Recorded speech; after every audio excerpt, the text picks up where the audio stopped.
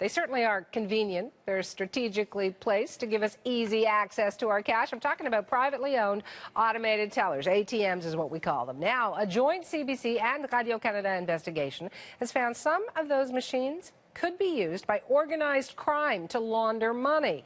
CBC's Susan Bonner is on the story. She joins me right here in studio. So what have you learned, Susan? Well, business is booming among these privately owned machines. We're not talking about the bank ATMs. We're talking about the privately owned. You've seen them in hotel lobbies, in bars.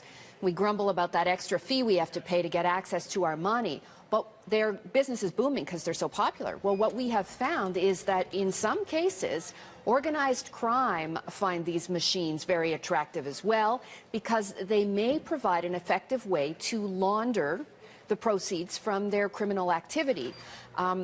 The RCMP estimates that as much as $315 million may be laundered through these machines every year in Canada. That's a minimum number. And this is just one tool in the money laundering toolkit that organized crime is using to take this illegal money and get it into the legitimate financial system. So walk me through some of that toolkit. How does a money laundering scheme work then? Well, what we are told is the way it happens is that, say, for example, you decide to set up one of these machines and you put it in a bar. Let's say, for example, an organized criminal group like Hell's Angels decides that they're going to run one of these machines.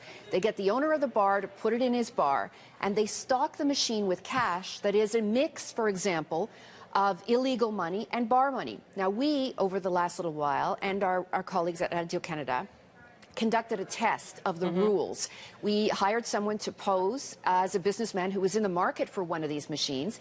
He presented himself as someone who had a criminal record, and we found, Suhana, that in several circumstances, time and time again, he is told by the people who are dispensing these machines, there's a way around the rules. Don't worry if you have a criminal record. Don't worry about the forms. There's a way to get around it. So there is evidence that we have gathered, as well as our colleagues at Radio-Canada, that the industry, the privately run industry, is aware that there are these loopholes, and they may or may not talk about it as they're selling these machines. Sounds like a fascinating investigation. What has been the response? Well, this industry is self-regulated, and the organization which regulates all of these automatic tellers in the country is called Interac. They make sure that the machines are all connected to the bank machines. They have tightened the rules several years ago. They say they have come up with a system that makes it harder for criminals to do what they have been doing. They don't dispute that it's a possibility, but they think the rules are good enough. And in fact, we showed them some of what we found in our undercover investigation, and they say that they believe their rules would stop it before it actually happened.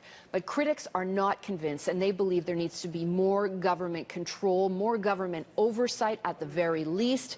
Only one jurisdiction in this country, and that's the province of Quebec, has taken that move, passing a law to give the government more scrutiny over this self-regulated industry to try to keep organized crime out of what is a burgeoning business in Canada. Thanks so much for that, Susan. Sounds like a great story. You can catch Susan's full report on The National tonight. That's at 9 and 11 p.m. Eastern Time, right here on CBC News Network, 10 o'clock on CBC Television, 10:30 in Newfoundland.